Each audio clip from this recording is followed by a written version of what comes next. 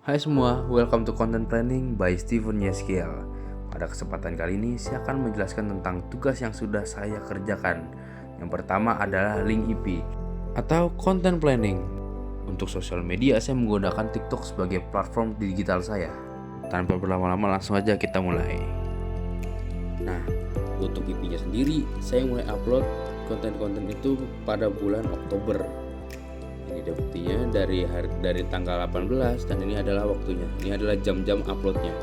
Lalu lanjut ke bulan November dan juga bulan Desember. Nah, untuk detailnya sendiri sejauh ini konten yang udah terupload itu ada sekitar 35 konten. Ini dia sekitar 35 konten. Dari bagian ini 35.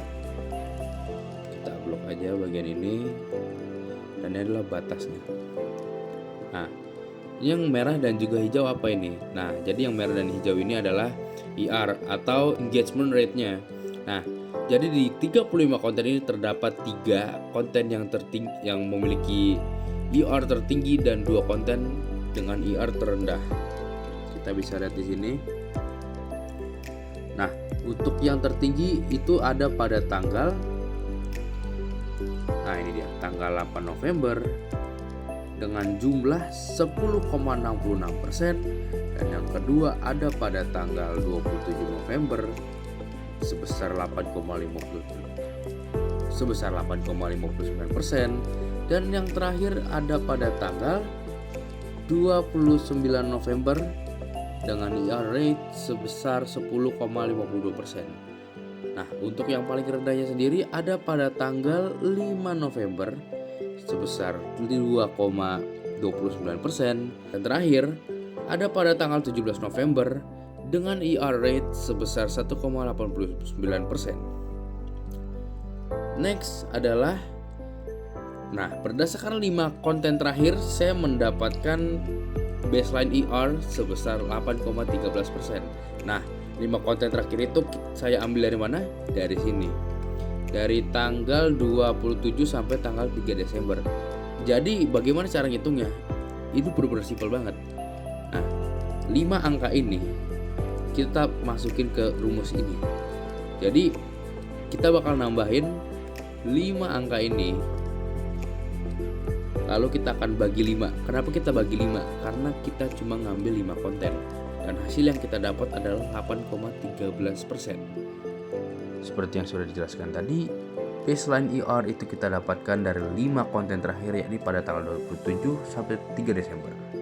Dan next adalah top 3 konten terbaik yang ada di akun sosial media ini ada pada tanggal 8 November dengan jumlah ER 10,66%. Yang kedua ada pada tanggal 27 November dengan jumlah ER sebanyak 8,59%. Dan yang ketiga pada tanggal 29 November dengan jumlah ER 10,52%. Selanjutnya adalah 2 konten yang termasuk dalam top 2 konten yang terendah. Yang pertama adalah pada tanggal 8 November dan 17 November dengan ER rate sebesar 2,29% dan 1,89%. Selanjutnya adalah refleksi dan literasi.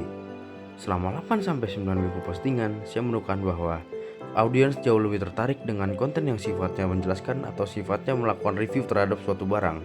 Dan untuk eksperimennya sendiri, terdapat beberapa eksperimen yang saya lakukan, seperti misalnya dari jam posting video dan juga mencoba carousel dan single image untuk mengetahui kira-kira mana yang lebih menarik bagi audiens. Lalu, bagaimana dengan dampak strateginya? Tentu saja, proyek ini membantu memperkuat brand positioning sebagai kreator yang fokus pada konten otomotif. Next, strategi paling realistis untuk 30 hari ke depan setelah semester berakhir. Tentunya harus tetap konsisten untuk mengupload konten di setiap hari menuju weekend, membuat konten dengan mengikuti tren yang ada, dan mengoptimalkan CTA yang mendorong interaksi. Contoh seperti next kita modif apa lagi ya. Sekian dan terima kasih.